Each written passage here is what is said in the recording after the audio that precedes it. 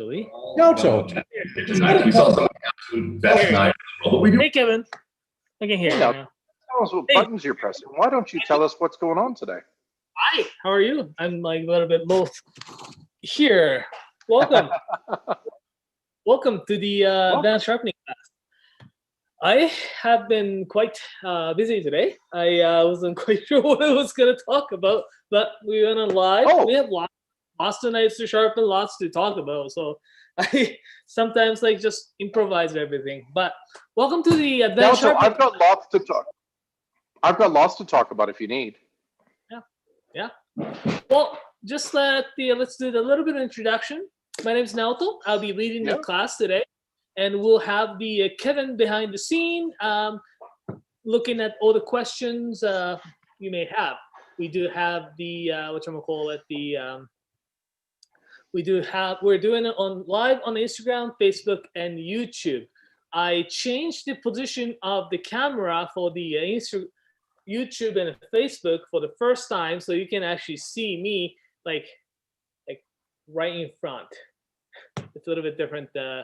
They've actually changed it a little bit setup on the computer, so I can actually see right in the screen. I'm gonna actually change the little bit setup so that I can see myself better. Not that I want to see myself better. It's a little bit easier. Oh, Naoto, we all want to see you. Listen, look at this outfit. I'm wearing this just for you today, Naoto. I got a plaid shirt. I got a pink mask. I got a camouflage hat from Sangudo Meats, and I call them hipster, thick-rimmed hipster glasses. Yeah, I've really worked hard on this outfit today. Yeah, I don't have plaid shirt. I usually wear them, but when I'm sharpening, it's I get a lot of dirty stuff. So, anyways, that's actually an interesting topic in itself, because you and I, when we sharpen, we seem to get kind of sharpening dirt all over us, and we get messy. Yeah. Have you ever seen Kasumi after she sharpens 80 knives? Yeah. She's clean. Yeah. How does she do that? I don't know, maybe she's pretty good at cleaning after that too, though. Because the wheel that she does, she gets a lot of water splashed all over, but she cleans them so well. One topic I will talk about today is though for those of you who may have seen the repair that I did quite recently on my Instagram page. It was the Kurosaki-san's it was Yu Kurosaki's Fuji knife that had a huge bend to it. It was almost like 30 degrees, you say? It was almost like 30 degrees off to the side. The owner of the knife unfortunately got in an accident. He's fine, but the car crashed from the behind, and he had all the knives in the trunk. And when the car smashed into his car, all the knives basically were destroyed, including his Kurosaki-san's knife.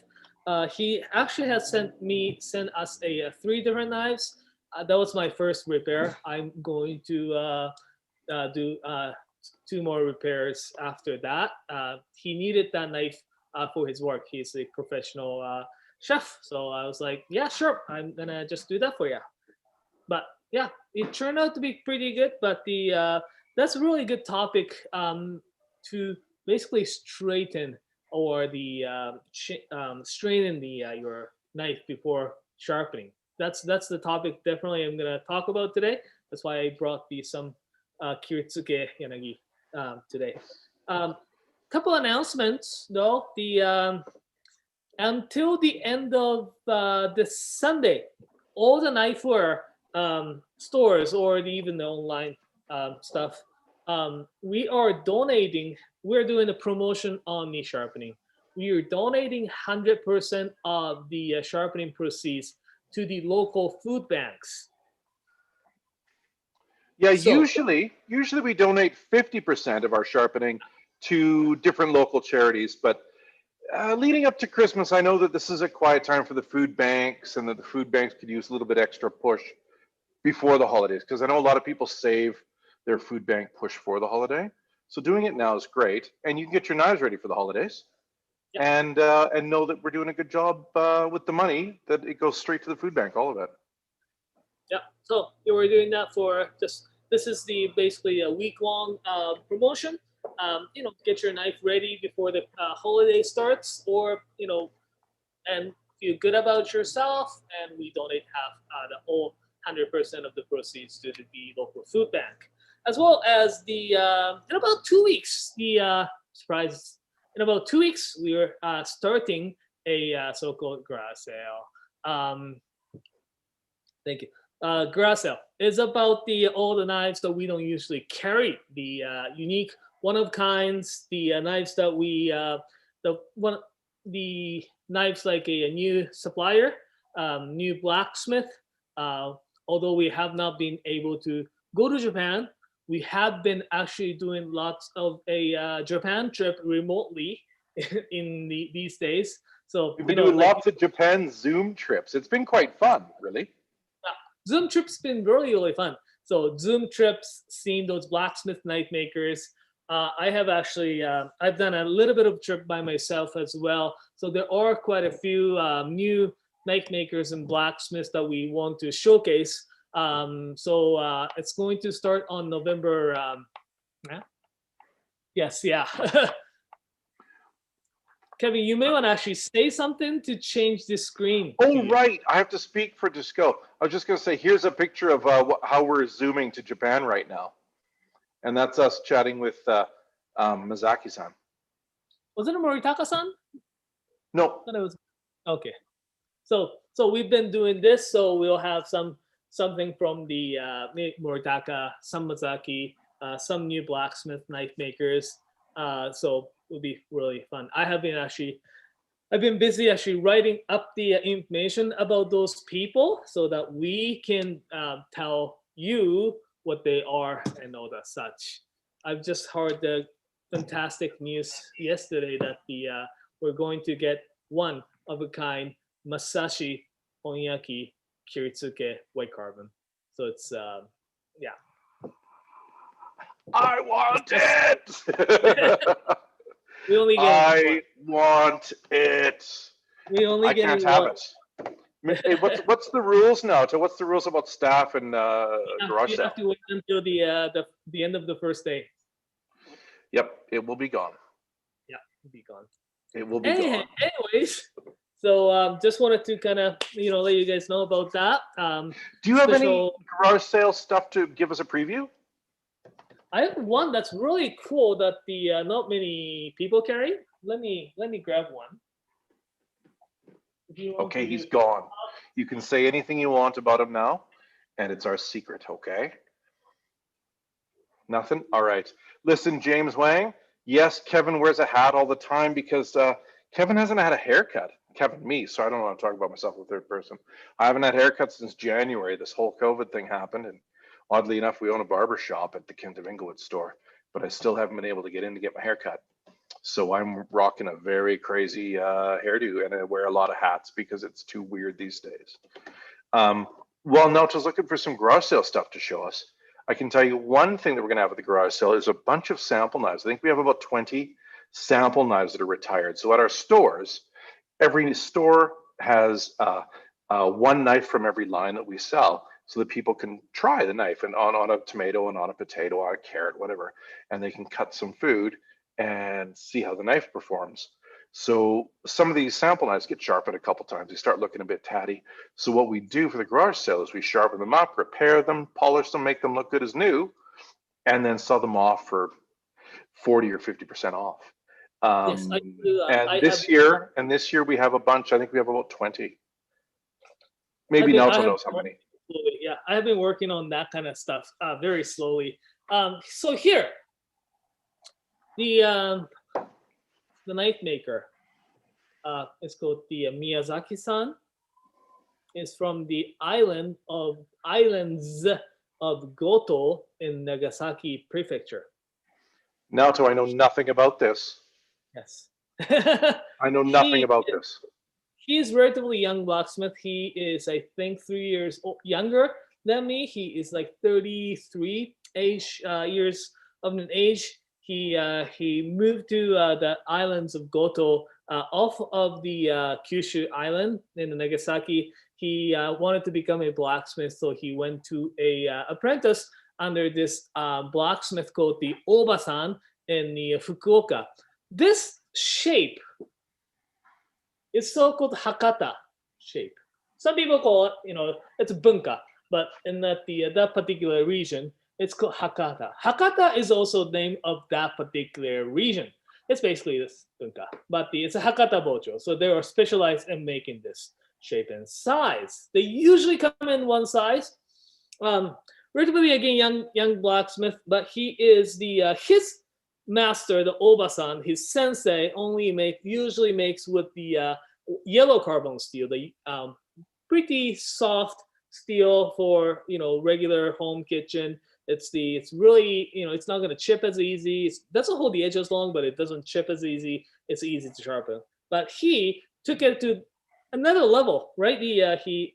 So this particular knife here, really nice tsubaki and the cherry hand. I think it's tsubaki handle, but the blade on this one here is really hard to see, but it is blue carbon #2 in the core, but the outer side, the cladding is actually made with the wrought iron.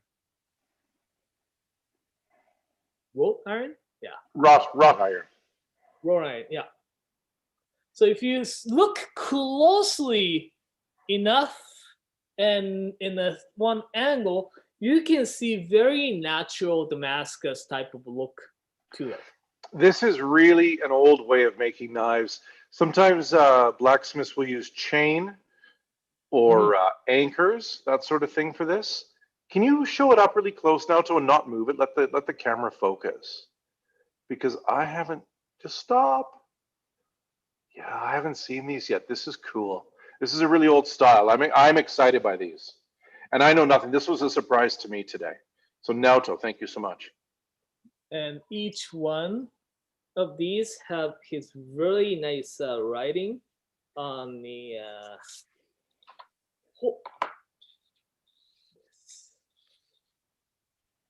basically says what it's made and what it's made out of. Cool. Super cool. Yes. When does the garage sale start, Naoto? The November 11th is 16th is the first day. And it goes for a week. For a week. Another one that we got, it's very interesting, is this guy here. Also, the blacksmith in Kyushu, that we get him from actually a supplier in Sakai that he didn't really tell me much about.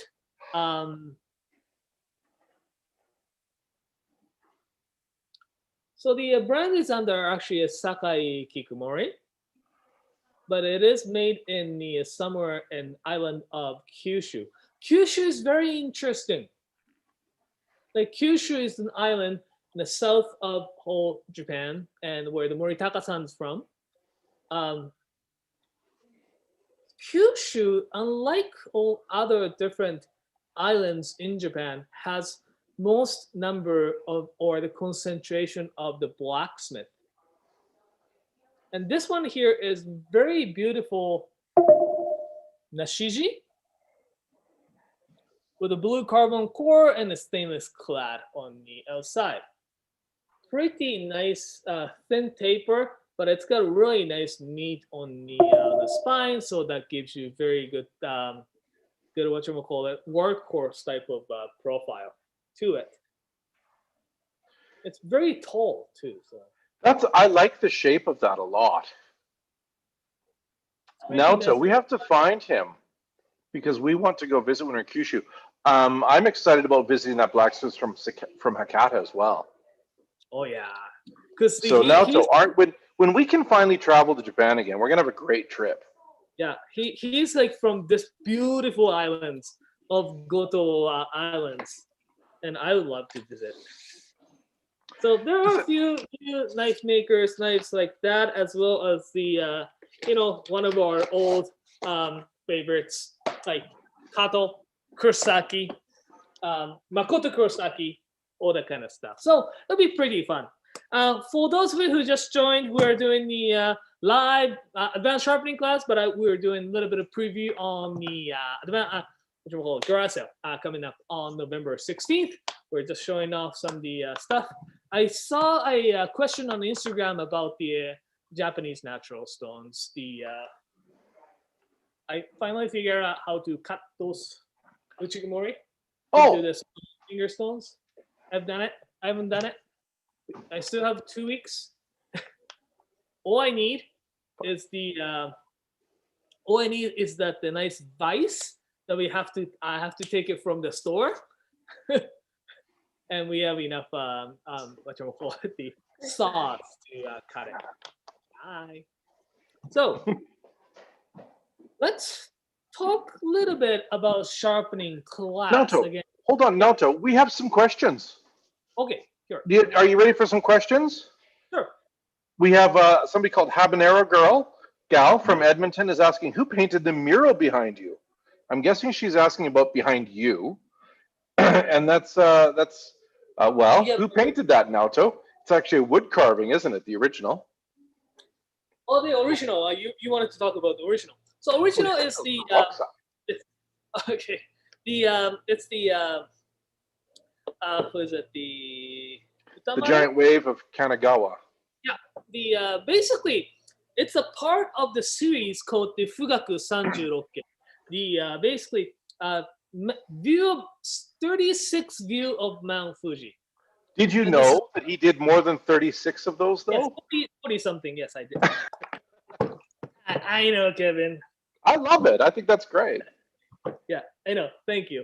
But yes, so it is called 36 views of the Mount Fuji. He is the very famous ukiyo-e, which is in Japanese. The translation is going to be it's the common life. Ukiyo is the common life, or the people just regular life, right? It's not like the compared to ukiyo is like compared to the heaven and hell. It's like the world right now, and that's the picture. Anyways, it was carved and it was printed. This is the Great Wave from the you look at the Mount Fuji from the Kanagawa area, and you see the wave. And this is one of the first mirrors that we had them in Calgary store. Yeah, and Pierre Lamiel, graphic designer and illustrator, made them cool for us, and we had them up at the shops, but they're not there anymore. Now we have huge pictures of blacksmiths from Visticare. Yeah. Naoto, our man in Hawaii, our man in Maui, he said, I heard there may be sharpening mats available soon. When will that be? Sharpening mats, M-A-T. Okay, well, he's on Instagram, so repeat the question on Instagram. Maybe he'll give us some more information for what that is. Clearance on sharpening mats. Also, yes. Is there going to be any Moritaka Ishime samples? Guys looking for a half-price Moritaka knife that's been retired for a sample. I don't think I've sharpened any Moritaka for this. Maybe some stores. I haven't. Maybe the Moritaka Ishime. Personally, I haven't sharpened it. I don't have any Moritaka Ishime here for the garage sale to sharpen. Perhaps if we ask each individual stores, because I didn't take all their demo knives or the retired demo knives, so they still have a few demo knives left in their shops. So they may have some available. One more question, 2 more questions, 3 more questions. What do you recommend, blue number 2 or white number 2? So these two are quite different steels, my opinion. When it especially comes down to sharpening, I very recently realized that the huge difference between very recently I realized huge difference between the white carbon steel and the blue or super blue carbon steel, because I did the huge two huge repairs in the 2 days. Because when I'm just doing the one repair, I don't feel them, right? Because I do just grind them. But because I did the huge repairs like 2 days in a row, I realized that the white carbon steel reacts, or it gets ground. It reacts to the sharpening stones much faster. Let's put it this way, than the blue carbon steel. To me, for those who follows my Instagram, I did the huge repair on the Yuki the other day. It was huge chunk missing. It's almost like a this much missing from the it was face. crazy. And to be quite honest, it took me less than the chip on that the Fusion chip that I did yesterday. Lot less. And what steel's in the Fusion? So everybody knows. Koishi is super blue carbon steel. Yuki is white number 2 carbon steel. So there are still a little bit of jump in between. So white, blue, and super blue. But it will still, it felt like it's a little bit more slipping. So here's the little thing. White carbon steel, great. It's easier to sharpen. It takes such fine edge, pretty easy. Blue carbon steel, a little bit hard to sharpen. It kind of slips, but hold the edge a little bit longer. That's your choice. I love white carbon steel because I do sharpen a lot of stuff, and it's very in Japanese I call it the very honest steel. It kind of responds well to what you do. So that's my favorite. But I'm a huge fan of white carbon steel. It's easy to sharpen, but it also takes I swear I can get white 2 sharper than blue 2, or at least it feels sharper. It feels more dangerous, and I don't know. I can't describe it any better than that. But I feel like I can get insane edges on white 2 that I can't get on blue 2. But I feel I can get the same edge on Agami Super. So super blue steel. So I don't know. More questions now, Naoto. Are there any performance differences? This is a big question. Actually, okay, let's skip that one. Let's go to a small question, then a big question. Michelle Cote in Quebec is saying, could you talk more about Kürtske? I'm in the process of buying a 240 Gyuto, but maybe I'll consider Kürtske because I currently own 3 Gyutos, a 180, a 210, and a 281. Who do you think made the 281 millimeter Gyuto, Naoto? 281? He probably bought it. He probably bought a 270, but it arrived and he's measured it. It's 281. Right. Or who do you think made that? Oh. Like, who would make a knife that's 11 millimeters longer than Takeda-san? Sorry, I was like, who you what? Yeah, so no, he it sounds like he bought a 270 Takeda, and obviously it arrived and was 281. Right, oh, Takeda, yes. I was thinking Takeda and also the Sanjo people too, so I was like, yeah, sometimes. Yeah. Anyway, could you talk about Kürtske? Yeah. Traditionally, so for those of you who on the YouTube, we just uploaded the video on the little bit of history of the knife shapes and stuff, and I saw the comment that I did not cover much Kiritsuke. So Kiritsuke is a shape. It's called the name suggests the kiri. It's the verb is a kiritsukeru. Kiritsukeru is to cut into something. The Kiritsuke, the shape here The most significant, the prominent thing about the Kiritsuke shape is this tip. And also traditionally Kiritsukes are single bellows. So it was developed as a multi-purpose knife, a hybrid between the yanagiba, like sashimi slicing, and the usuba to cut the veggies with. So this Kiritsuke is very traditional shape. It is much taller, a little bit taller than the traditional yanagiba. It's got a little bit more flatter bevel right here as a for usuba, and that's what's been reflected.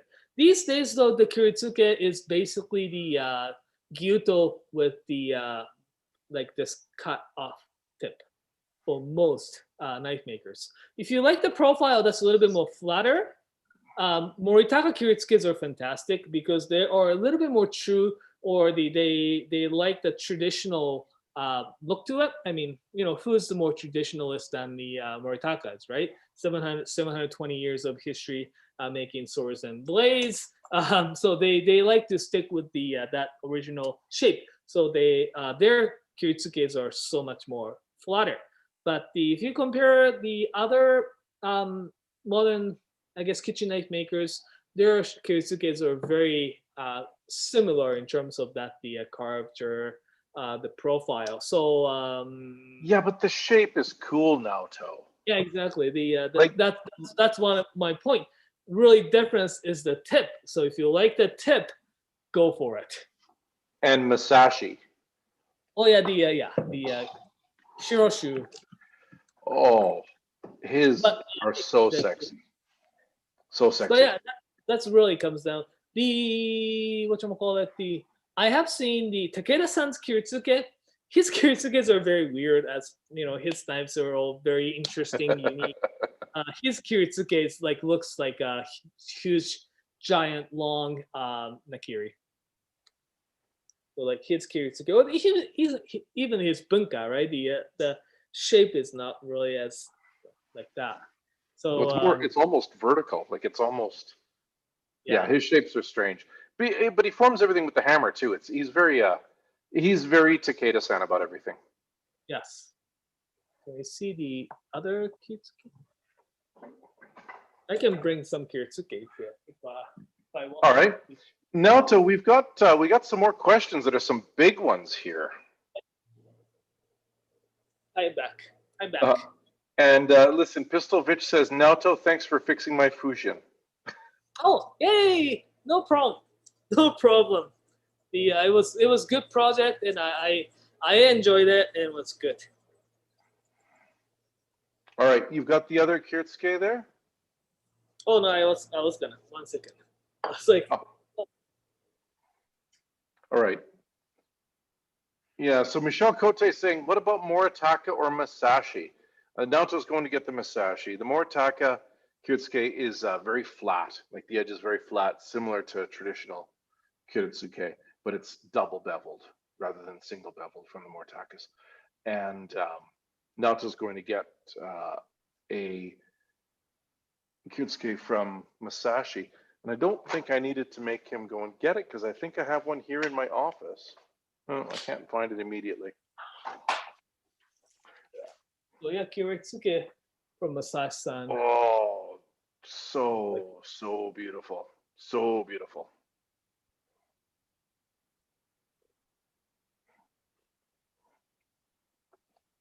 The way he makes though is that it's got a little bit more flatter. Like his gyuto as well. He's got a little bit more flatter on right here. Can you zoom? Can you come in closer to the Zoom meeting and we can see the pattern? Just hold it and just kind of roll it back and forth. Yeah. It's like beauty. A mirror. Yeah. Listen, Razor Sharp was saying about the rubber mats. He was talking to Francis. Mm-hmm. And Francis has a rubber mat that he sharpens on that I didn't know about. And he was asking, and apparently Francis told him that Knifeware is in works to making some, but currently he's using a dog bowl mat. Do you know anything about that, Naoto? Yeah, I don't know either. I haven't been out to I guess Vancouver since. I'm not a part of that conversation. Yeah, either am I. It might be a Mike thing. It might be an Ellie thing. Maybe. I haven't been out to Vancouver since December. Yeah. And when I was sharpening knives out in with Francis in December, I don't remember seeing a dog bowl mat. So I don't really know what's going on. But we'll do some inquiries and have an answer Yeah. for next Friday. Yeah. We'll do some talking around and yeah. Toolboxing. It says, "Hey man," he doesn't really say that.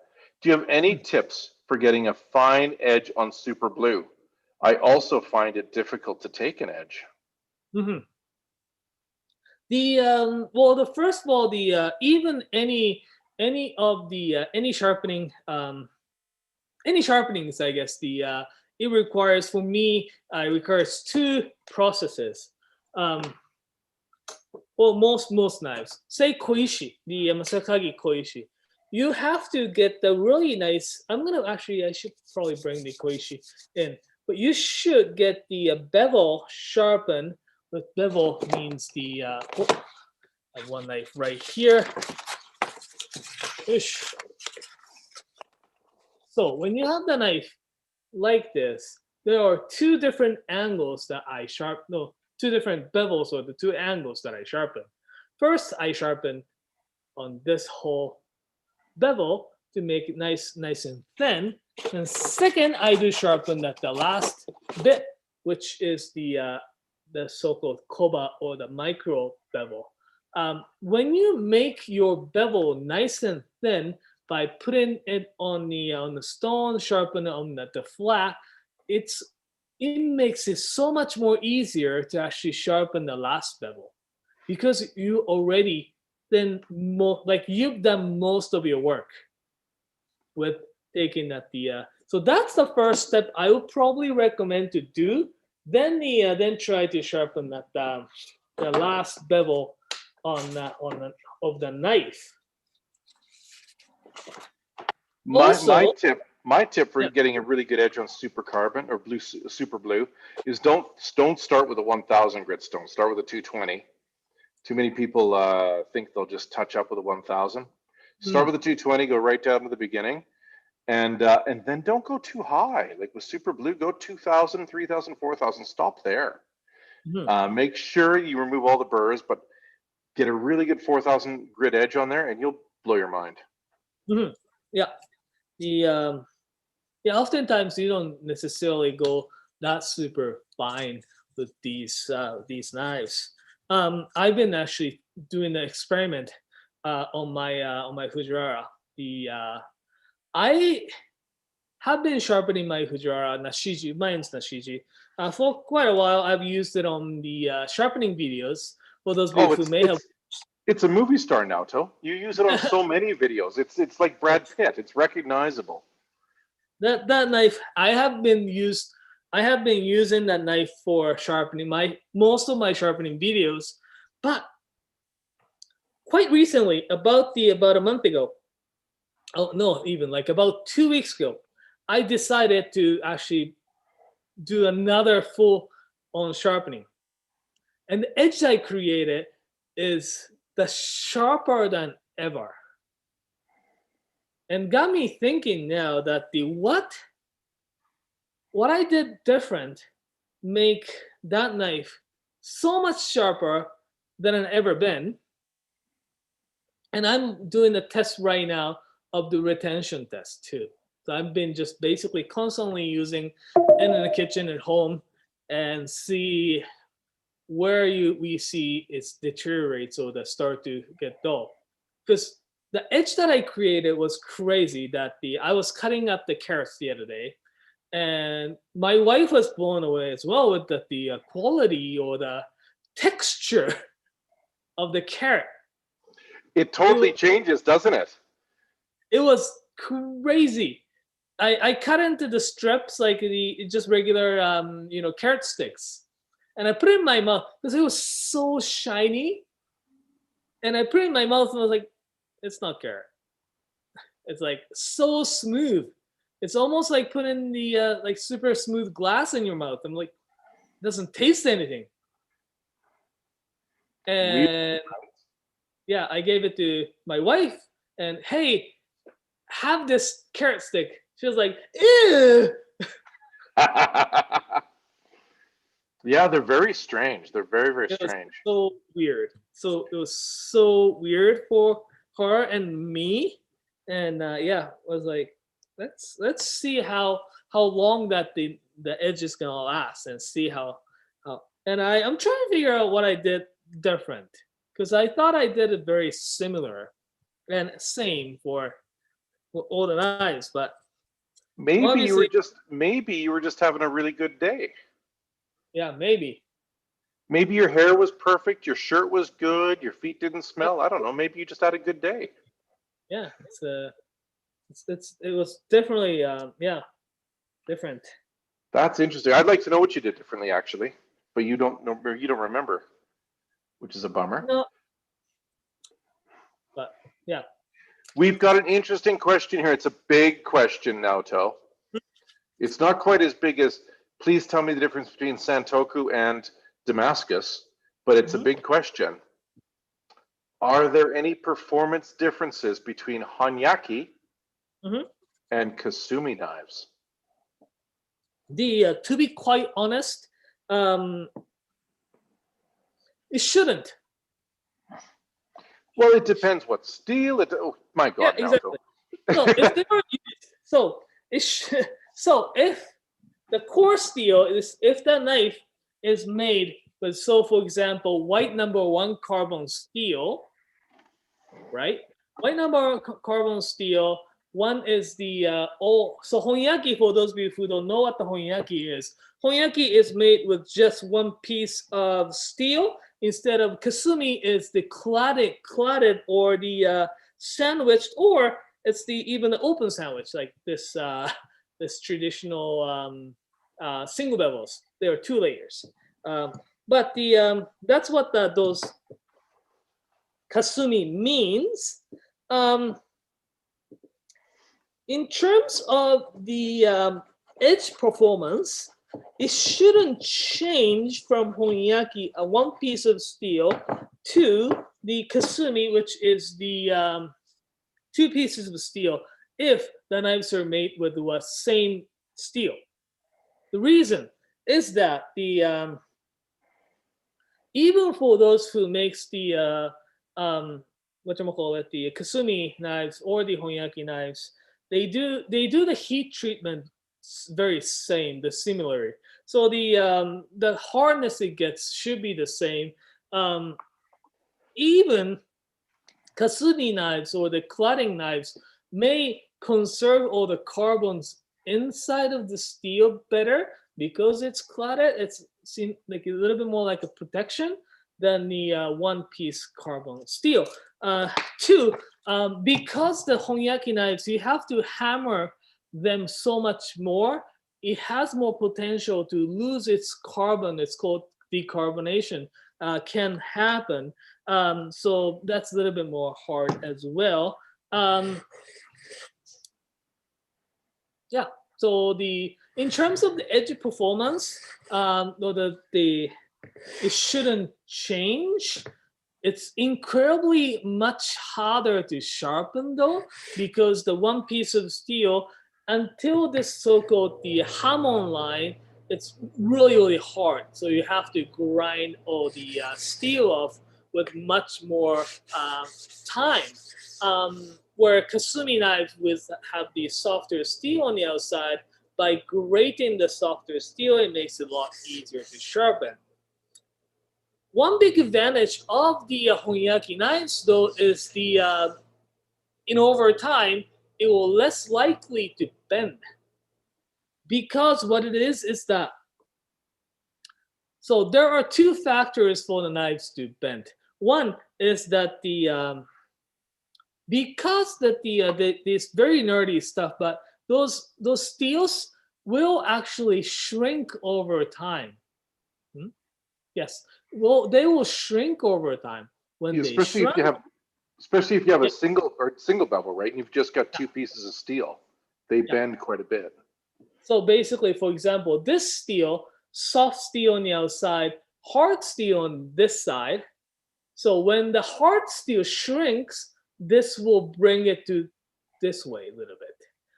It can happen. So the honyaki or the one piece of steel is less chance of bending it. So when it comes to actually the gyuto that's like double beveled, it should not actually change much of the. It should not have much benefit to the honyaki knives. Although honyaki knives are great, you know, the reason why they're more expensive is that it's a lot more um, difficult to heat treat them properly. Oftentimes, the heat treatment causes a crack. It's called the yakiware. When it the those knives they try to they actually when they quench they shrink and contract in the one second, and when that happens the this little the hamon line, this thicker clay part won't react as fast, and so it's more difficult. um there are a lot of famous names like Genkai Masakuni, or the those people who are famous for honyaki knives. It is a fame. I'm sure their knives are great. Not 100% sure if it's going to outperform all the other knives with the cladding. I don't think so. Naoto, But just anecdotal, I have 3 honyaki knives. mhm. One's a hunting knife, one's a petty, and one's a 240 Gyuto. Yeah. Hunting knife I've never bothered with. I've never sharpened it yet. I haven't had to. But the petty and the 240 Gyuto, I've sharpened both of them. I've sharpened the petty a few times. You know what? I have found that my honyaki knives sharpen in just a few strokes. Mm, They sharpen in just because they're so thin, right? yeah. Um, but they don't seem to keep an edge for a long time. Not as long as my Shimo, which is also white carbon steel. The Right. difference is a little bit of a strop brings the honyaki back immediately. Mm, So I have to do a lot more maintenance with my honyaki than with my Shimo, but I sharpen my honyaki less often than my Shimo. But I do more stropping with it. That's just right. been my experience with it. I wish I had that honyaki knife when I was working in a restaurant. Mm. I also wish I had my Shimo when I was working in a restaurant. I might still be working in a restaurant if I had the Shimo then. It is still a little fame thing though. I mean you don't wanna have the honyaki as your workforce. No, but it would have been fun to use it sometimes. Yeah. Um, James is saying, I've been learning to sharpen honyaki single bevel. So much harder to sharpen and harder for me to make the edge look beautiful. You need better stones to make it look beautiful, James. Naoto will tell you. The honyaki knives are more difficult because the again it's one piece of steel, and the softer like the kasumi knives, because it's the has a softer steel on the other side, it helps to grind at the core steel by putting more sharpening the softer steel at the same time, where the honyaki knives are you're just grinding at the hard steel. um, it is really difficult because one, Honyaki knives are one piece of steel. You never get the kasumi finish. You never get a kasumi finish. You want to either one make that the bevel all the way to almost like a mirror finish, which you could attain it from with the. Sometimes when you use the harder the stone is, you don't get the nicer even polish on them. Harder stones are like a Chaucer or the professional series Daniwa. Um, Sharpton glass is not as quite hard, but the harder the stone is, it gets a lot more uneven because it touches every single unevenness that you have. So I'm just going to show you really quick on this one here. It's not nearly as close to the finish on this one, but I'll show you what I mean. So what you want to see with the what you want to have for the really nice shiny finish is that the high grit relatively soft, so it kind of polishes on the surface um, rather than the like spot by spot.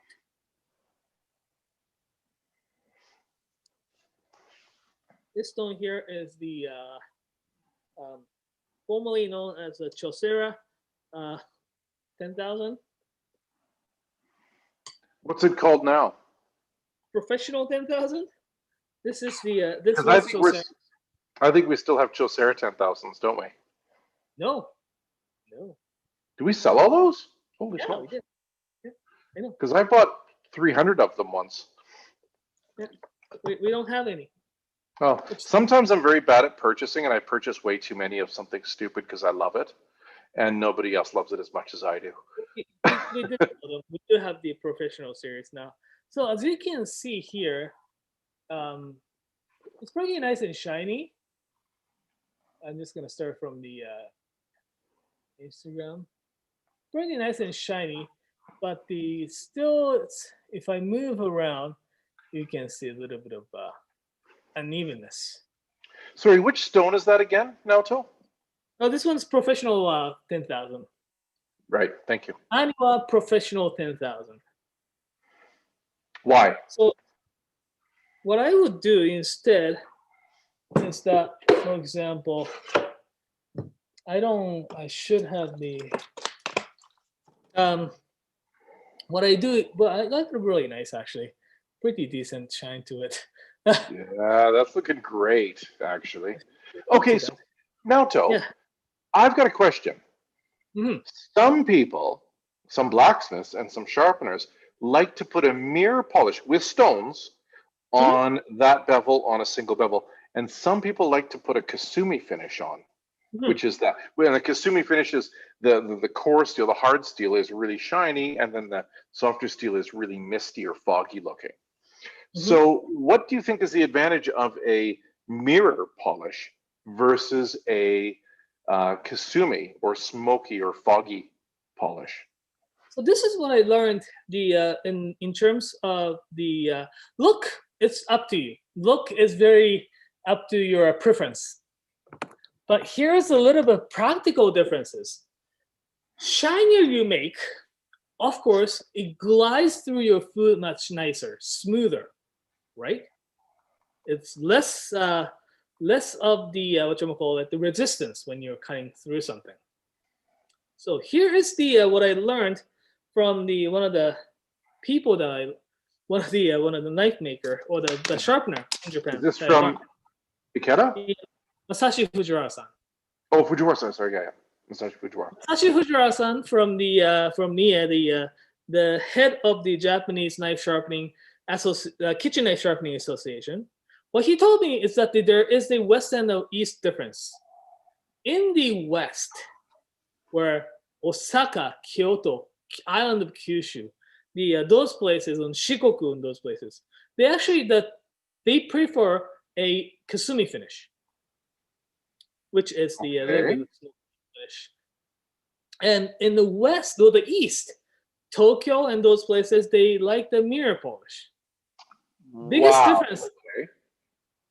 Biggest difference is that in the east, especially the so-called Edomae sushi, the Tokyo style sushi, they like to do extra steps to make sushi rather than cut it fresh pieces of sushi. For those who knows the Darren McLean here in Calgary, he likes to do something very similar. It's called aging your fish. Dry age or wet age, but aging your fish. What it does is that it's the same as aging your beef. As you age your protein, what it does is that when it's freshly killed, those muscles are tight, right? So that's what the Western those people in the West, like myself, loves, when you cut the sea bream. Ah, yeah, this texture. That's what the Oh, so means. this explains a lot of things because I eat a lot of Thai Mhm. or I think you call it sea bream sometimes or snapper. But I eat a lot of Yes. Thai in Japan, and sometimes it's like super crunchy, like Mhm. almost crunchy. You know what I mean? Like it's got really firm flesh. But then sometimes it's much softer. Mhm. Is that aging? Is that the difference? Sometimes aging, sometimes they do a curing method. Right? Especially sea bream Thai, they like to cure in between the kelp, right? So they cure them. Mm. But in the West, like where am I from, where a lot of places in the West, like in Kyushu, those people prefers that the tighter, fresher taste of fish. So when they're cutting the sashimis, they like the kasumi finish, so they grind, they go through the fish a little bit more easier with that. Where and when it's actually when it's too mirror, it just sticks on the blade. Where in Tokyo, they like to age fish. Traditionally, the those fish are traditionally fish are never fresh enough to eat the raw. So that's why I don't like the Tokyo style sushi. They cook or they do something to it, like tuna. They do marinate in the soy mirin mixture, right? So what happens is that when you try to cut those aged or cooked or some sort of the treated fish, mirror finish one's going to cut through much smoother. So Now, that's the practical difference. Yeah. here's something, Nato. Um, in Sakai or Mhm. in Osaka, Mhm. I go sometimes to a fugu restaurant, Mhm. and Suzuki-san there, Mhm. he in Kansai Mhm. has for fugu has all of his bevels mirror polished, Oh, interesting. and his fugu is fresh because he has a tank there. Yeah, He goes, "Is this the one you want to eat?" yeah. And I said, "Yes," and he and does the whole shabazz with it, right? Yeah. But But that's the all of his mhm. well, actually, I don't know about his Yanagiba. His Deba is mirror Mhm. polished. His There. Yanagiba, he might not be. I don't know. I've used his Yanagiba, oddly enough. I've sliced fugu with him. I am terrible, Naoto. I am really terrible at slicing fugu that is still bouncing around. Well, especially It's fugu still, style. all the muscles are still doing this, right? And I'm trying to Exactly. slice fugu like it's like Yeah. tough rubber, and I got to slice it paper thin, so he wants to see the pattern of the plate underneath. And Yeah. I'm terrible at it, but he's very polite. The there is a difference between practicality in terms of the what it should be and the reality of those um, foods that the professional cooks, because the professional cooks love to especially when they are in front of the customers, they like to polish their bevel super nice. Yeah, There are two things going on actually there. yeah. Well, One, sometimes it's vanity, right? yeah, Yeah, yeah, fair enough. Listen, I was a chef for a long time, and yeah, sometimes my slicer that got pulled out and shown in front of people was the prettiest one, not the sharpest one. yeah, exactly. So It happens, right? yeah. I've got some weird, not weird, I've got some interesting questions here. Mhm. For example, our man in Maui is Mhm. asking, now he's a professional knife sharpener Mhm. in Maui. He's in a town called, oh shit, it escaped me, but it's inland. It's kind of halfway up the mountain. Yeah. But he lives in a beautiful area, but he's asking about Sheba's edge, where you Mm. have coarse on one side and smoother on the other. Maybe you Mhm. can talk about that a bit. The so Shibata-san, who is the president of Masakage, who puts the all the And koba and Kotetsu today, and Tinker and West finger. Japan Tools. Yes, He's a right. super big shacho now. Yes, he's a super shacho now. He owns different brands, but all his knives, he sharpens with this technique of sharpening on the one angle with the finishing at the finer grit, and the other angle left them at the little bit lower grit. There is a secret of the which grit that he uses. He doesn't really tell us. That's his secret. He has been playing with, and he has been trying to figure out the best combination is. So that's Naoto, up to. I can Yes. tell everybody what he was doing 5 years ago, but I know he's changed. Yes. And I'm not allowed to tell you what he's doing now, but you know, and I know, but I'm not allowed to tell. He used to do 800 on one side and 3,000 on the other. Yeah. And he doesn't We can do tell that them anymore. that. But he doesn't do Yes. that anymore. So yeah, he was sharpening on one side with the 800 grit, and the other side is 3,000 grit. He doesn't do that anymore, but it's got the few good explanations. His knives are great.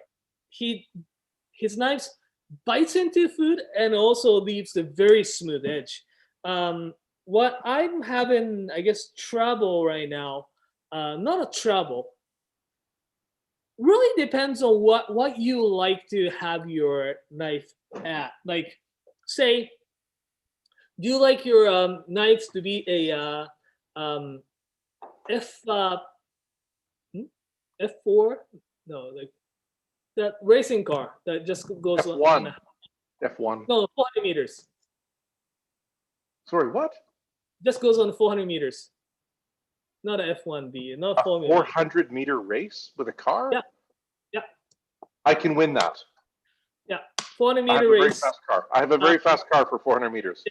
Or a mile. That's not even a mile. No, I don't think so.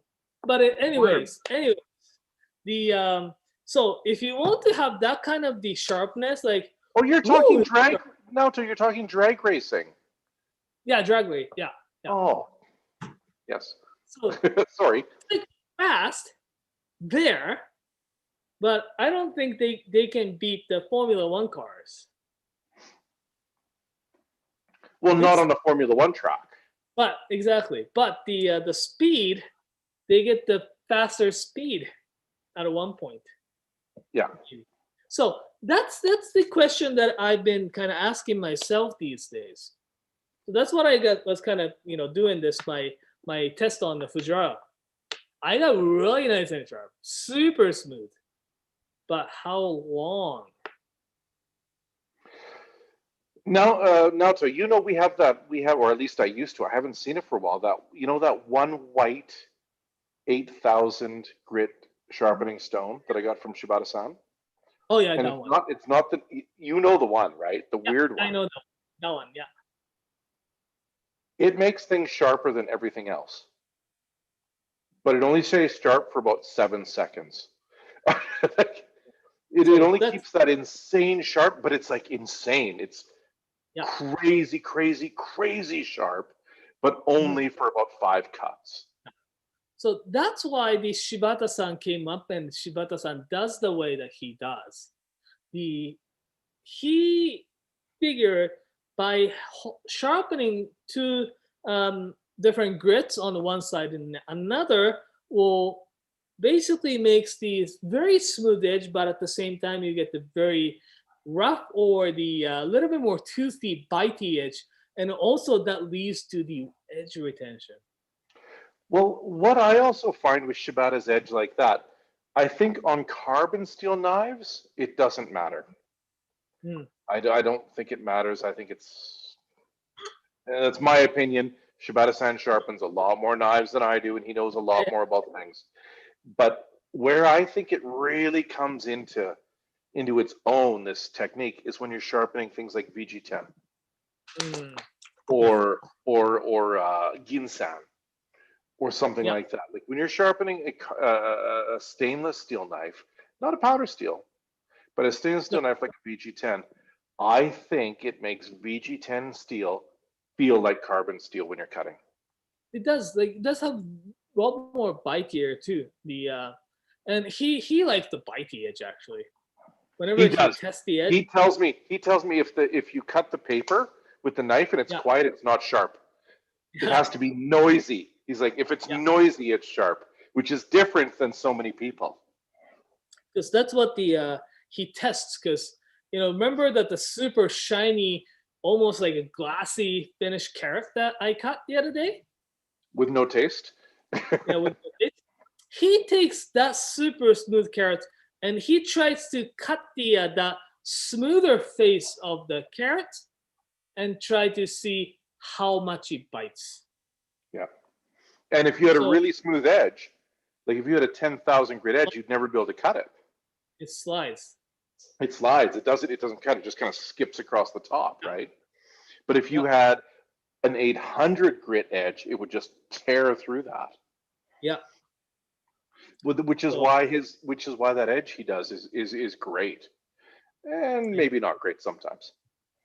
But then again, I've never picked up a knife he sharpened and said, "Oh, this wasn't sharp." Every time I picked up a knife he's done, I was like, "Holy shit, this is sharp." Yeah, so. He's got some magic hand, and yeah. Listen, we've got a ton of really interesting questions here. If you want to get to them, let's see. I'll see if I can go to some speed round. I'll go to some speed round questions, and then we'll get to more complicated ones. Do you have any Hinura knives coming for the garage sale? I haven't bought any personally. Naoto, have you bought any knives for the garage sale from Hinura-san? I try, but I didn't succeed. We try. We try all the time. Let me tell you, we do have this. So we do have the older with them. About this many.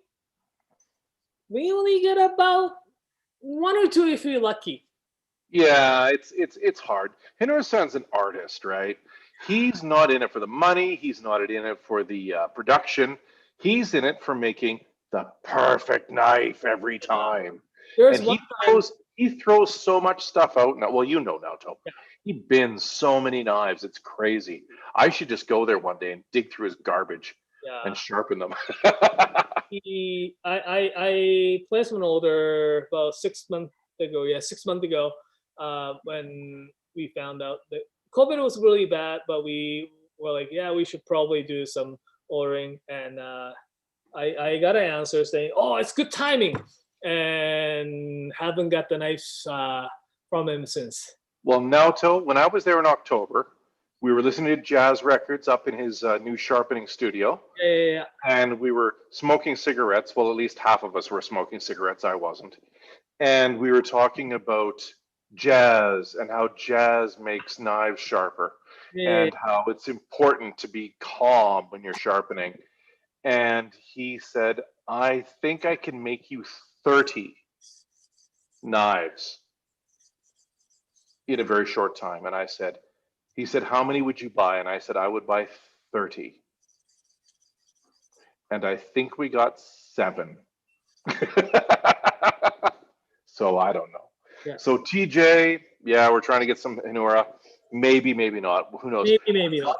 I've got some Canadian jazz records to send to him. So that might help us get some knives. Also, Naoto, back to single bevels. There's a few questions about single bevels. One is, I have an inexpensive white 2 Deba. I've tried different angles for a micro bevel, but it always chips.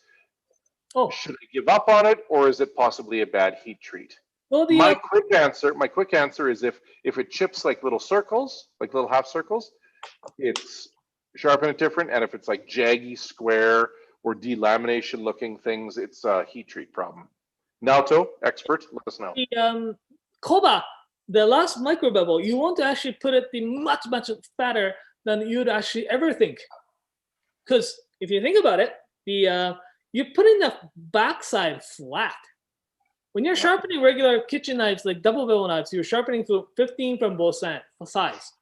So technically speaking, if you want to get actually the same angle, you want to actually bring your knife up to 30 degrees, right? 30 degrees is quite big angle. You feel like, oh, is that too much? Yes, I've done that. I've felt that before. But if the knife keeps chipping, put the bevel up a lot more. If you have the trouble having the chip on the heel, there's another technique called the 3 So there's the 1, 2, and you can do this 3, third bevel. Third bevel is on the back. So the koba. Naoto, can you show us that? Are you going to show us that right now? Do that, yeah. Thank you. I've never heard of this. So the this here, first bevel, koba is second, like this, right? And you put a few strokes. Third bevel, it's called sandanba, or the 3 bevel. I don't put it all the way on the back, but about 1/3 of the at the heel, I give a little bit and a few strokes. That will give the much more stronger heel, because the heel is what you want to use to cut it into something a little bit hard, like lobster shells and such. So that's something you could do to prevent that chip. Yeah. Naoto, you were a shocking nerd. I love it. Listen, when I was sharpening knives with Aoki-san from Susan, and I would like to pick up more Susan knives again. I would like to do that, Naoto. When I was sharpening knives with him, and his knives are insane. You know that. Yeah, he's like he's a master, man. He is so sharp. Yeah, the Aoki-san from Susan is a master. Yeah, right? Well, both my father and son. But the son, yeah. No, I think the son's even better. Yeah, son is anyway. better. So I'm sharpening knives with him, and he was putting a koba, like a micro bevel, on gyutos, okay? But he was saying that he wants to make the resulting angle 90 degrees on the bottom. So he sharpens like 11 degrees each side, and then for the koba, he says he wants it to be 90. But he only does 3 strokes on a 3,000 or 8,000, whatever he's finishing on. 3 strokes each side for the micro bevel. Yeah. And his knives are 1, insanely sharp, and 2, really rugged. So yeah, there might be something to that, man. I can't actually make knives feel like he does. I can make knives feel like Shibata-san. I can make knives feel like Fujiwara-san, but I can't make knives feel like Aoki-san. And probably 99% of the people in the world would say it was the same. Yeah. Well, the Aoki-san very good blogs that I sometimes actually refer to, and shit, I can't read that language.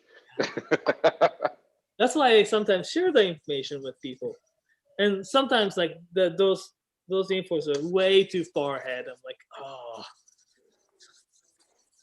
But the according to Fujiwara-san, who I learned a little bit of sharpening skills from, his koba angle is that he actually tried to 45. Really? Yeah. So I think he doesn't. I actually think he doesn't put a koba on at all. Oh no, the Fujiwara Masashi-san, Oh, sorry. Okay. Yeah. So he puts that 45-degree koba because his way of thinking is again very interesting as well, because when you have that the little thing to kind of measure the time with all the sand drops. Oh, right. Hourglass. Hourglass? Yeah, hourglass. So you see that the natural occurring angle happening on the sand, right? He thinks that's like the natural angle that the material should be. And each material has its own angles. So he thinks the steel is this, so therefore he sharpens at that angle. So, and apparently that angle is very close to 45. You've told me about that before. I think he's a bit weird, but his results are great, so I can't argue with that. Yeah. Are you ready for some more questions? Sure. Kensho knives. Will we be carrying the 400 Zen Kensho knife? Or, sorry, not the knife, the stone. Oh, Zen, yeah. Will we carry the 400 Zen Kensho stone? I wasn't thinking. The 400 Kensho Zen is the newish type of stone from him. The Zen series is to cut steels fast. I've used that Zen 1000 when I was there. Liked it. But we do have the core stones that does very similar jobs. Which one is that? Knifeware 220, Sharpening 220, a professional 400. Those ones do the job that it needs to. That's why we don't have to carry all his lines. I've used his son, and I've heard this is what the steel is, the stone's for, and I'm like, it's cool. And we do have the already 3 stones that does very similar jobs that he wants to do. So I'm like, yeah. Naoto, which leads me into the next question, and it's a question from me, and the question is, do you want to talk about our last meeting with Nanawa? Yes, because our last meeting with Nanawa was exciting. Yes. Because we were talking about the Kensho stones, and Nanawa was interested in us developing a set of stones that's similar. Yes. So we've had a chat with the Naniwa, and they were interested in. So I went to Naniwa last January, right before the lockdown started. Yeah. And I was weird. I was the first one to bring one knife into that company that I'm visiting, and also 2, I asked them to try some of the stones there, which I think was brilliant because I've never done that. Yeah, I've always taken the stones home. Yeah, and they did have quite a bit of samples, or they did try them before, right? So I was talking to the head of domestic marketing. And those people, and head of domestic marketing is such a sharp nerd as well. So I was talking to him, and this is what we want to attain, like the finish that we want to attain. So I tried a few stones, and I like the 2 that makes the really nice, beautiful Kasumi finish without much effort. Easier that is good. But we had a problem because they contain some of the chemical composition that was not allowed to export out of Japan. So we're like, oh, okay. And they were like, yeah, we'll try. And usually they're like, they when they say they'll try, means they don't usually. But it means no. I'll try means no. Yeah, but they did. So they came back to us saying, so yes, the stones that you liked, we made it. So we can do something. So no one else has it, and we've been kind of talking to them. So yeah, we're lucky that we've been dealing with Nanawa for 13 years now. Yeah, and we've got a great relationship, and we're kind of friends about things. And I think Satakani really wants to help us get some really professional sharpening stones because he thinks that will help him raise their profile. Yeah. So what we were thinking is to bring stones made by Naniwa that has more specific purpose to do things that we've been talking about, basically, like to make it polish, make it the Kasumi finish, and all sorts of. And to give you visual feedback. Yeah. So when you're sharpening, you can look at the knife or look at the stone and then know what's going on. Yeah. So I'm excited to actually even have that conversation started. Yeah, it was great. Yeah. So if we're ever allowed to get on an airplane again, Naoto, we've got a big trip next time we go to Japan. Japan is a little bit ahead. They are actually lifting a restrictions. Those whatchamacallit, the self-isolating period. They were lifting for those people there for a short period with the business. Oh. Well, we won't go till it's safe. We'll be cautious. I know. But we'll go when we can, for sure. Right? Yeah. Going there, you have to quarantine for 14 days, and when we come back, we have to quarantine for another 14 days. That's not gonna. Oh yeah, exactly. We'd be out. Yeah, it'd be ridiculous. So, we'll see how that goes, and we will see how safe that is. Naoto, Yes. We have lots of questions. Oh. So I'm just going to keep going, okay? Here's an interesting question. Mhm. Very interesting, because there's so many facets to this. If you wanted to touch up a new knife freshly out of the box, what stone would you start with? I'm going to give you my quick and dirty answer. Yeah. Some blacksmiths sharpen knives so well that you don't want to because you're not as good. You just aren't. Right. You're not as good as Susan. You're not as good as Fujiwara. Right. You're not as good as Shiba. You're not as good as a lot of blacksmiths. Yeah. You just aren't. I know that there's this idea out of some of the forums that I've seen, that this idea that Japanese knives aren't sharp. And as soon as they come out of the box, you got to fix them. Wrong. You cannot sharpen as well as many of these people. But you can sharpen better than some of them. So I would say examine the edge, cut a piece of paper, cut a tomato, use it, and then if you know how to sharpen a knife, you will understand where to start and how to do it. And it will probably be go down to 220 and start there and go all the way up and make it the way you want it to be. Yeah. But there's many blacksmiths out there like Masashi, like, oh my God, like Takamura. Yeah. You're never going to sharpen as good as Takamura unless you start doing, 1,000 a month. If you sharpen 1,000 knives a month, you'll get as good as Takamura. If you don't, you're not going to get that good. So don't bother. Yeah. Anyway, over to you, Naoto. No, oftentimes, as Kevin said, the ones especially coming to North America, those edges are fantastic.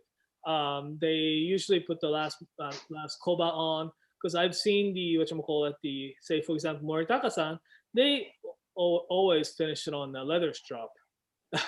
They finish, and these are fantastic. But again, having said that, some traditional, like some places, and oftentimes like traditional marketplaces, like say Aritsugu, they often purposely leave they buy the knives without the edge on. So those ones, they may need a little bit of touch up. When I do I try start from the 1000, 220 is fine, but oftentimes they're thin enough, so I just do 1000 and finish on a 4000. But it's dangerous to start from something really, really fine, like 4000, because it doesn't actually take as much of steel off as you may want, so that you feel like you were doing something, but it never gets to the edge. So always nice to reset your edge with the angle that you want to sharpen at. So yeah, it really depends. Traditionally, again, those whole stores, Aitsugu, Masamoto, those, especially the stores, they often get the knives without the edge, not without edge, but like very factory edge. A very rustic edge. Yeah, and they often do put their edge on right in front of you. Yeah.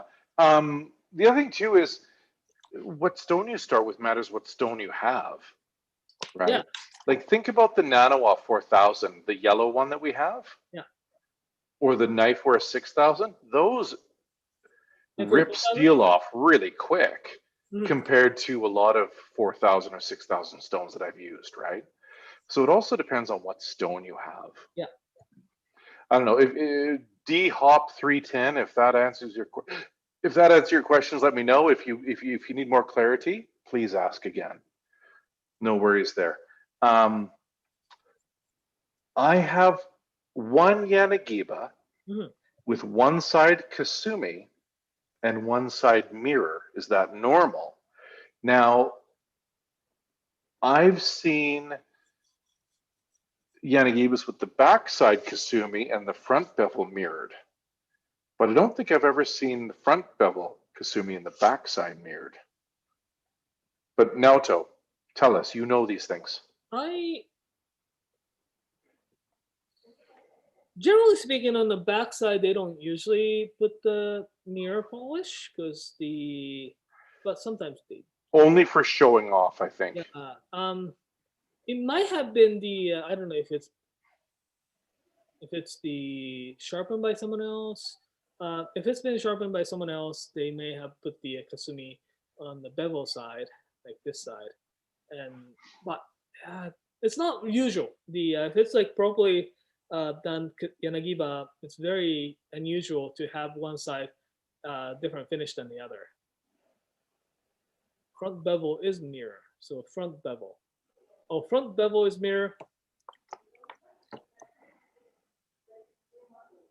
Backside is kasumi. Oh well. Yeah, oftentimes they don't use they sometimes just do a mirror polish on the bevel, but oftentimes they do it opposite. They do try to make the hira, that this flat part mirror, because you touch the bevel part anyways when you're sharpening. So, did you see his comment that the front bevel is the mirror? Yeah, I saw. Okay. So it's very weird. Again, as I said, I see Yeah. with this. I wonder if it's like maybe a knife from Sakai, for example, that that somebody has taken and tried to make it more cool or better looking. I've seen lots of knives on Sakai's. And, I kind of have to see the. I guess. Yeah, I don't know. Well, here's some. Here's a question, Kevin. Have you ever sharpened a knife using a vitrified diamond stone? You have, haven't you? The diamond stone from the Naniwa. We had them. Oh, like because a vitrified stone is like a stone. Yeah. Like I've used diamond plates. No, we had them before. The Naniwa have diamond stones. Oh my God, it was so skinny though. Yeah. Because remember, it was the base was huge, and then like the. Yeah. They only have like millimeter of sharpening space. Was it that much? Yeah. Was it as much as a millimeter? Yeah, we burned that up in no time. I thought it was a gimmick. I didn't think it was a real thing. What do you think, I would like to give it a try again, though. Yeah, well, we should ask Nanawa for another sample. We do have somewhere. Well, if we still have it, Naoto, that means that none of us liked it. Yeah, I know, but if we still have it, that means none of us liked it. We'll have them somewhere at the Calgary store. But I don't. AJ, do you have one of these? AJ, is that what you're asking? No one really tried it, so I would like to actually give it another try.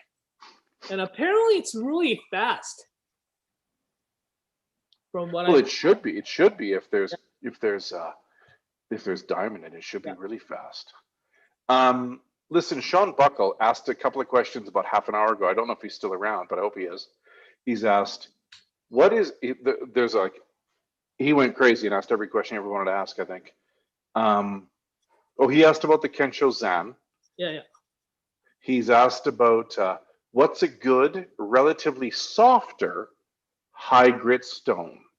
Would it be better to use a natural, like a Suita, which I've never used, or something like a Suhiro, which I thought was the same, 8,000?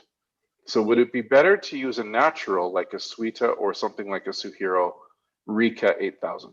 I guess it's different, the application, that always the natural. So these are stones I don't know anything about now, I have to be honest. So I don't know if you've used them. I've never used a Suihiro. Suihiro is the company makes the synthetic stones. We tried to get some stones. They make the outdoor stones. So I've contacted them once, and they were like, basically, we don't do trades, but like, just I'll contact someone in North America to contact you, and I never heard. Anyways, that's the. I never used the Suihiro stone, but I assume it's like a Kensho K 6000 or the Arashiyama, a little bit softer resinoid type of the stone. Here's a little bit different application. I mentioned to some people there, synthetic stones, because the grits are so consistent even throughout. If you want to get a really, really nice mirror, use the synthetic stones. where the suita or the shiro suita, softer natural stones are great for kasumi, but the finish that you get with the suita or the kasumi finish is not as like super glare shiny, and it's more like subtle.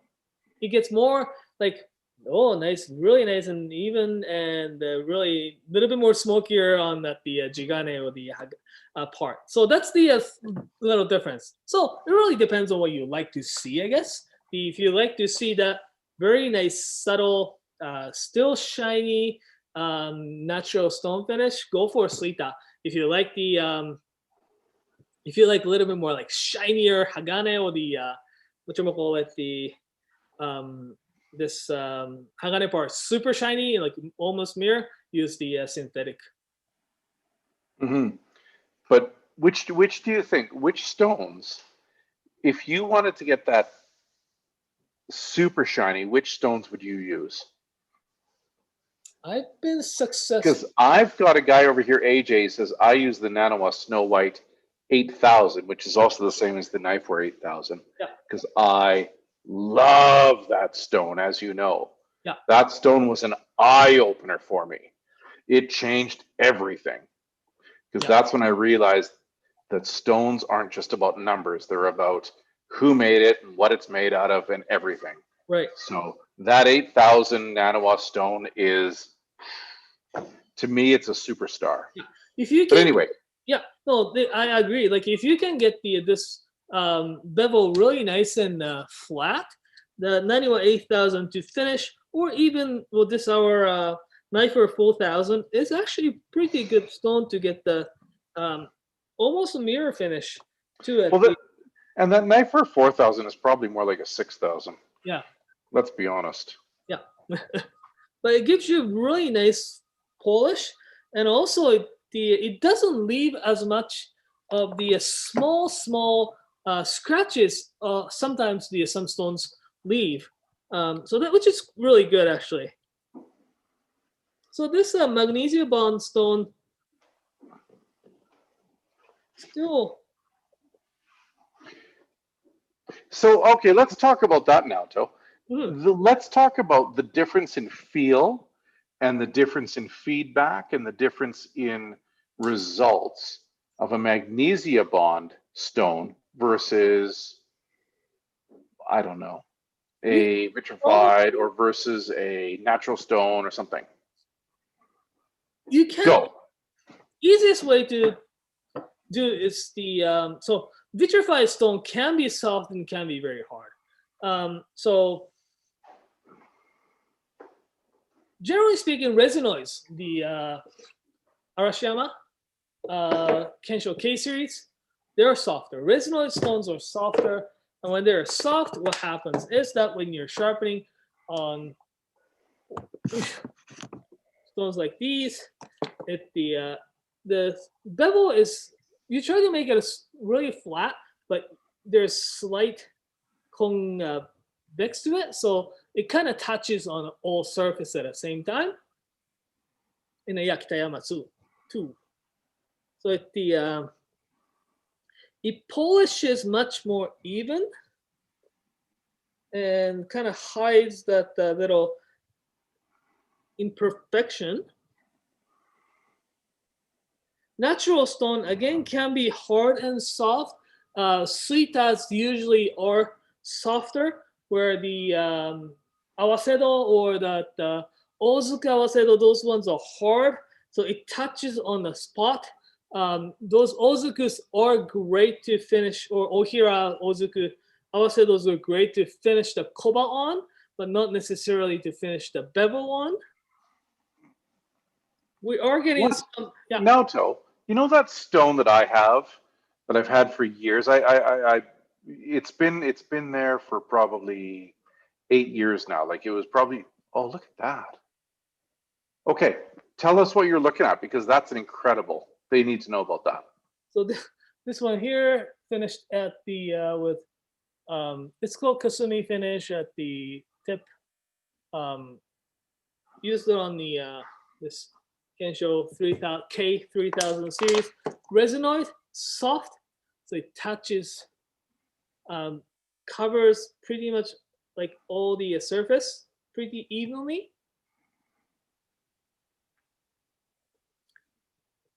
They're so much easier to get that kind of polish with the softer resinoid, but Yeah. they're so slow. But yeah, Whereas Naoto, listen, Naoto, 9 years ago I taught you how to sharpen knives, and I'm a chef, and I don't really care what my knife looks like. I want it to work really great. So if you're talking about cars, I'm the guy that drives a rat rod, right? Like a rusty old Mustang, but it flies. Yeah. That's what I'm interested in. Naoto, he likes both. He wants to drive a brand new, straight out of repair, beautiful straight body, super deluxe paint job, and goes as fast as mine. Yes. So we do two different kind of sharpening. I just try to make it really sharp. Naoto makes it try to sharpen and beautiful. And now I'm trying to get the again, long lasting edge. Because great thing about me, well, the all knifeware staff is that we love all of us love cooking. Yeah. And yeah, I think being able to cook or enjoy cooking and using those knives or like being able to sharpen is really two important things, I think, because you use them and you know what you are looking for, right? So hey Kevin, Yes. how much questions do we have? I am down to 10% on my phone. Okay, Naoto, here we go. There's not so many questions. You know the guy that said he has a front bevel mirrored and the back is Kasumi? He said it's from Masamoto Tsukiji. Oh, so which is interesting. Well, the Tsukiji Masamoto knives are made in Sakai. Right? I mean, yes. Yes. So they may have ordered something that's unique. Should I what happens when I click on What have you done now, Tom? I didn't know there is actually you can see the questions. So there are a few people asking. I don't know if you could see. Oh yeah, I've been asking you those questions. Don't worry. Okay, good. No, that's my job, Naoto. That's my job is to ask you not questions. on the comment, but there's like question button. There's a question button? Yeah. Well, I don't see that. Anyway, Naoto, here I've got some more. Yeah.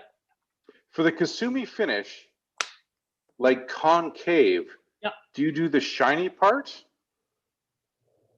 The cave or the convex? Well, I don't really understand this question actually. It says for the Kasumi finish, you finish like concave to do the shiny part? Question. Finishing the hard steel exposed. I don't actually understand. Yeah, it's hard. Sorry. That's difficult. Can you give some tips for sharpening scissors? That's a question. Yeah, probably in the next couple sharpening thing, we should again cover the scissors again. Listen, Naoto, do you want to do scissors next week? Yeah. And do you want to do my shears, my pruning shears? Oh yeah, sure. Because I put a big chip in my pruning shears. Oh sure, let's do that. They're the ones I've got the shears from that Masashi-san brought. So he gave them to the gardener at 24 Sussex and the gardener at the Japanese consulate or the Japanese embassy. Yeah. They got these really great shears, and I got the same pair as well. Yeah. Except I was being stupid like I do, and I test things and I try things and I try to break them, and I succeeded at actually ruining them. So I've got a challenge for you. My phone died. Your phone died. Oh, well, there you go. Yeah. James is asking, are you finishing polishing with finger stones? Because that's exactly what I'm doing right now. On the spine, it's got a little rust on the spine, so I was using the little finger stone, the small 1000 grit, and I'm using some other finger stones to give it a little bit more polish. Yes. Yes. So the Instagram is died. Sorry.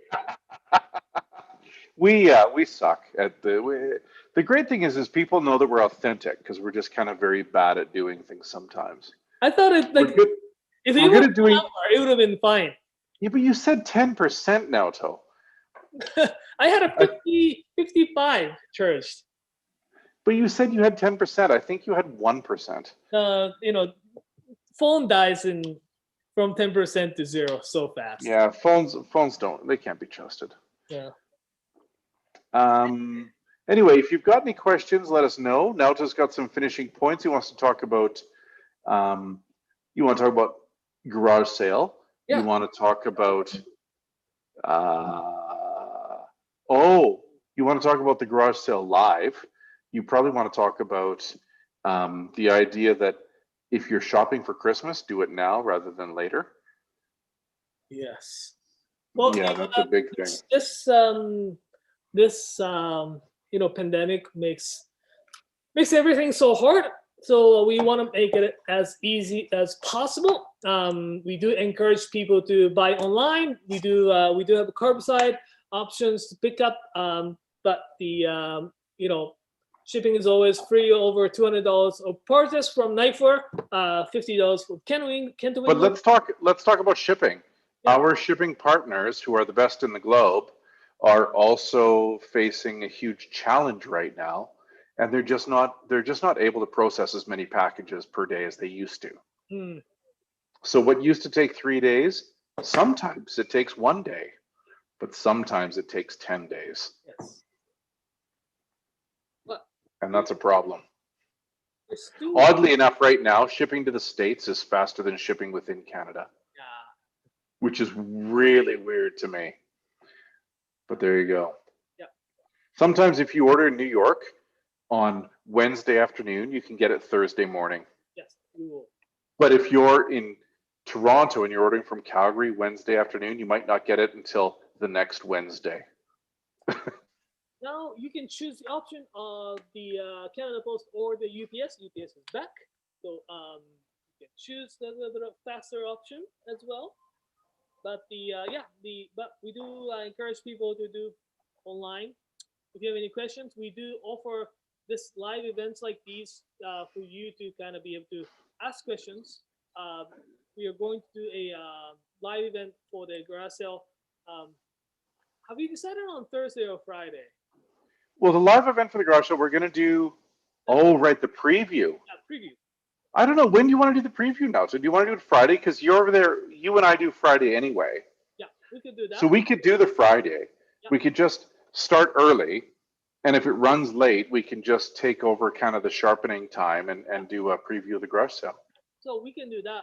Let's do the preview on Friday. And on the first day of the garage sale, we will be doing a basically full day live events. Yeah, Mike and I are going to run it like a telethon. I don't know if you remember telethons, if you're old enough, where people tried to raise a lot of money for things, and they had, I'll bring my guitar. How about that?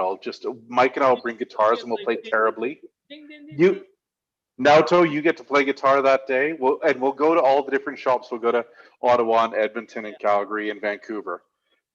But for those who like to come to the store, most of our inventory is going to be online. We try our best to kind of avoid overcrowding our stores. But we will be, like, all the staff will be equipped with the knowledge that they need to guide you. Okay, so if you are looking for something specific, we will be able to guide you through. Say, hey, we do have this kind of cool knife online. Why don't you check it out? Or why don't you check out our YouTube channel? Ask all the questions, those kind of stuff. So, well, the great thing about the YouTube live as well, you can ask me about a certain knife, and I can hold it up, and I can show you. Naoto, what do you think of that? Hey. Yeah. So I can hold it up and show you, and then Naoto can look at all the tarnish on there and tell me I'm an idiot. And but I can show you the whole knife. I can show you the front angle of it, the rear angle of it, We'll have the scale. side, and then not only that, but we can also tell you the weight and the length of it. So we can show you, like, I have a big hand. This is how it looks in my hand. So like balance. No, this is where the balance is, right? We can do all these things on the video to help you choose the right knife, so that you're not making a weird choice or like a stab in the dark, right? So we can help you make the best choice possible. And Naoto, a question just came in that you need to talk about, because you and I had a really great Sakai Takayuki talk, and we bought some cool stuff. So we should probably talk about the two really cool things we bought from Sakai Takayuki. The second one. Someone just asked me if this was a Doi-san Blue #2. This is from Masashi. This is a special knife he made for me because he knows I like to catch trout in the river right beside the Calgary Knife Store. So right beside Calgary Knifeware, we have a world-class trout stream, and he thought I should have this for cutting up trout. So that's from Masashi. And somebody's asking, is that a knife that looks like an extra wide unagi sagi? Like, is this for a eel? No, Masashi-san made me this for trout, or masu. But Naoto, please tell us about Doi, and please tell us about Michiko. Yes. No, these are two really big things. It's only 6 knives. Yes. 7 knives? 6 knives? The Michiko-san is the engraver in the Sakai Takayuki. She does such great artwork on especially the big blades like Deba. You order 3, actually 4, and each one has different design on them. Are these Debas for using or for looking at? You could use them, but it's more for looking at them. I mean, Yeah. But I wouldn't use them. It's a little bit more for display kind of model, but it's beautiful.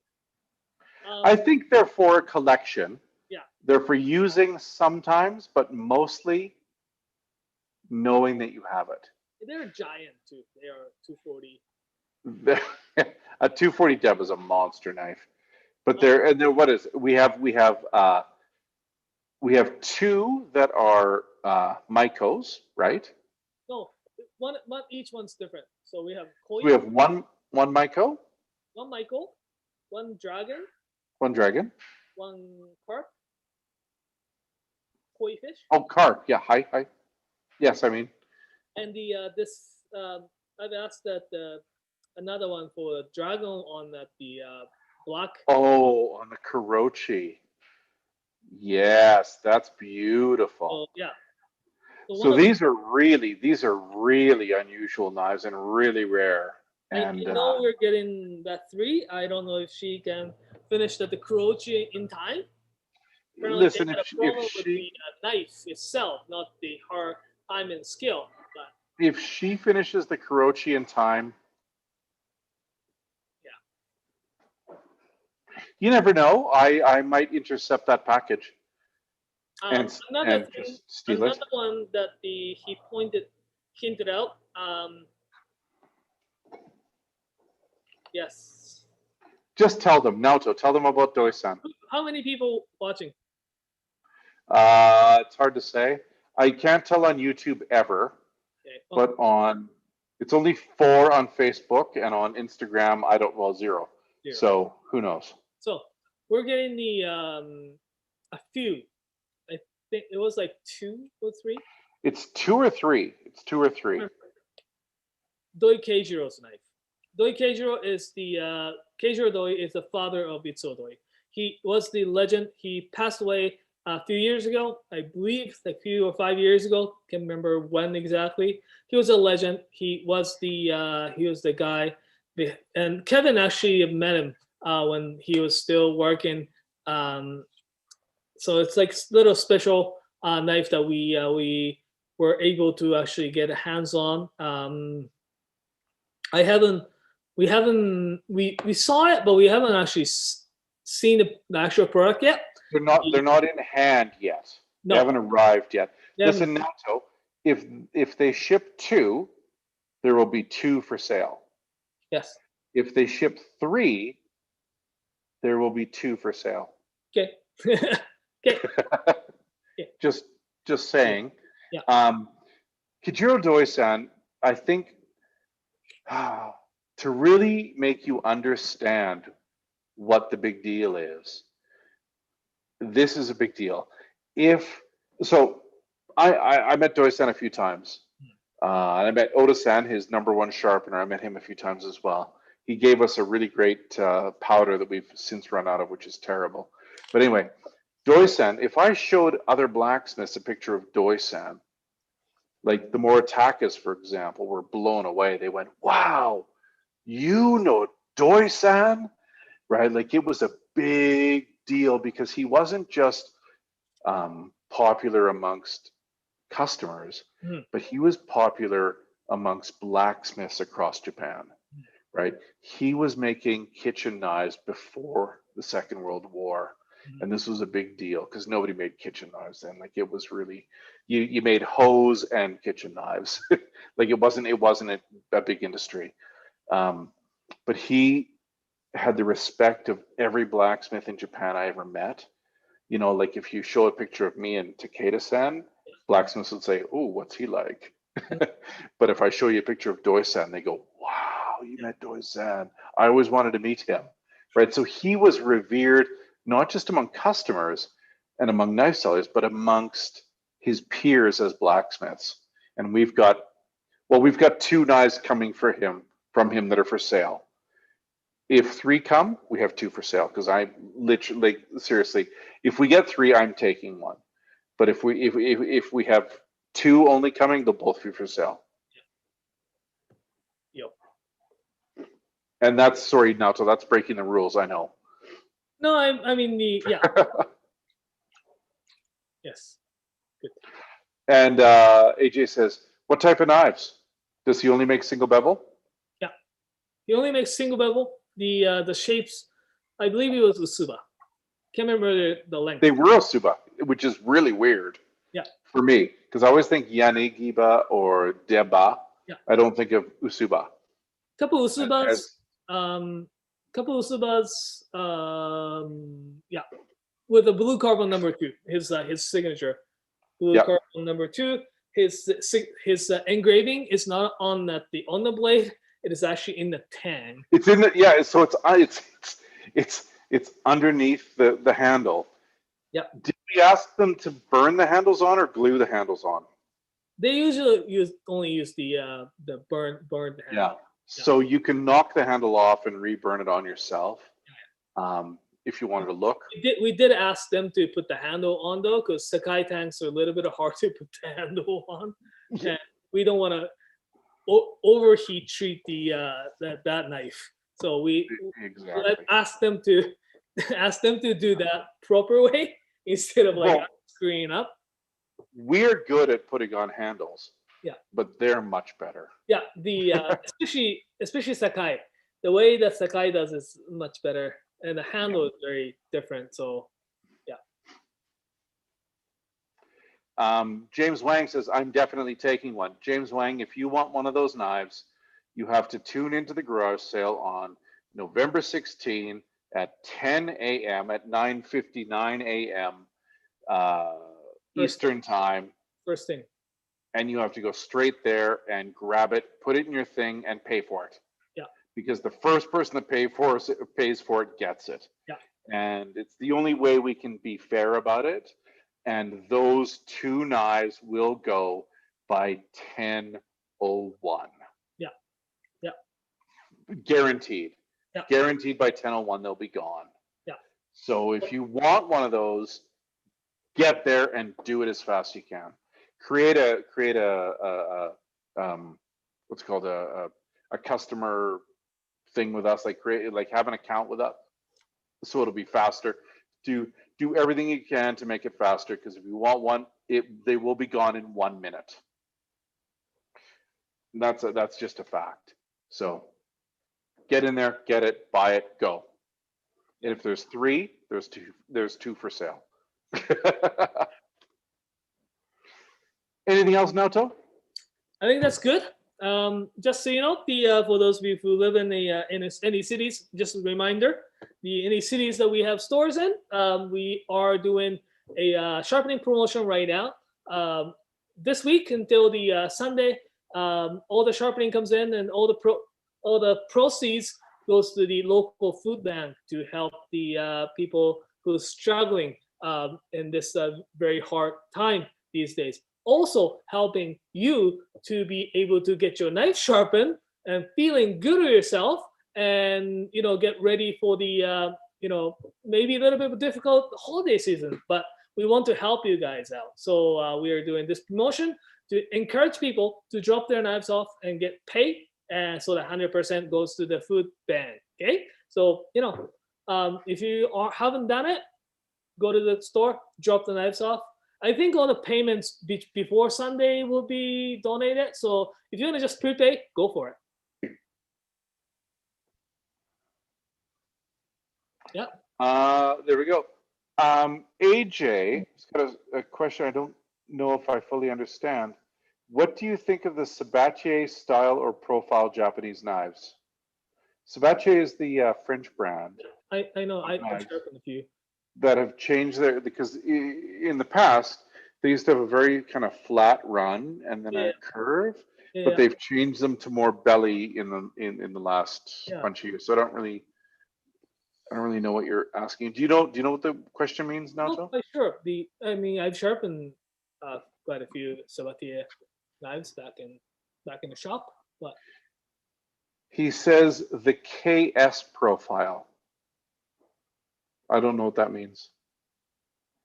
Yeah, I'm not super familiar with all the abbreviation that people in that knife online world uses. Yeah, me too. Sorry, I don't know. Naoto, I have one thing to talk about that's really weird. I'm sure nobody's listening now except AJ and James maybe. But Naoto, I'm not one to reminisce. I'm not one to talk about the past and get all teary-eyed about things like that. But I used to work at a restaurant in London called St. John. But before I worked there, Naoto, I ate there. So Candace and I, my wife and I, ate there, and it was mind-blowing. Mind-blowing, the meal. And that day changed my life, because I decided from that day I was going to work there at that restaurant. And about a year later, I was the sous chef at that restaurant. And honestly, Naoto, you and I wouldn't be having this conversation now if it wasn't for St. John Restaurant in London. It changed my outlook. It changed my ideas of what is excellence, how to pursue excellence every day. And it really changed, it created a lot of the ethos that's in knifeware. Naoto, look at this. This is the menu, because the menu there changes twice a day. This is the menu from the first day that I ate at St. John. When I wasn't working there, I was just a customer. So my cousin, apparently, this is probably the last letter written by a human, or written by me anyway. I wrote a letter to my cousin about the day that I ate at St. John Restaurant. I said, this place is amazing. And when you come here to visit me, you have to eat here. And she saved it, and she just sent it to me. Isn't that wild? Nice. So I've got a very strange and fantastic keepsake from a turning point in my life, Naoto. You and I wouldn't be here without this letter, without this menu. The menu, yeah. Oh, that's cool. Oh, how weird is that? I'm going to frame that. And put it up in my office. Yeah, you should. That's pretty wild. AJ says, I have an Itsuo Doi Yuto that has a Sabatier profile. Do you know what that means? Yeah. Okay. Yeah. That Kogetsu. Have you seen other Japanese makers that make knives with that profile? Please explain what that means, Naoto. Oh, I'll bring one. The Sakai Kogetsu that has that. Go. Just go. Oh, the weird one? Yeah. Why is that a Sabatier I'm not sure. profile? I'm not sure. Because the only Sabatier knives I've seen like with that profile were slicers or petties. I've never seen a Yuto with that profile. I think we're out from the warehouse. Sorry. What? Oh no, we're out at the warehouse, and I don't have one here at my house either, in my office. Sorry, Naoto. But Masashi-san has actually a very similar profile because the what he believes is that he likes to have it a lot flatter here. You know what? The profile of the blade is similar, but the profile of the spine is very different from Masashi's. Yeah, but if you look at the blade, it's very similar to those Sabatiers that we're talking about. Yeah. So it's like super flat point is longer and curves up like this. That this part is a little bit the top part is different, but the edge profile is actually quite similar to the his Kogetsu line.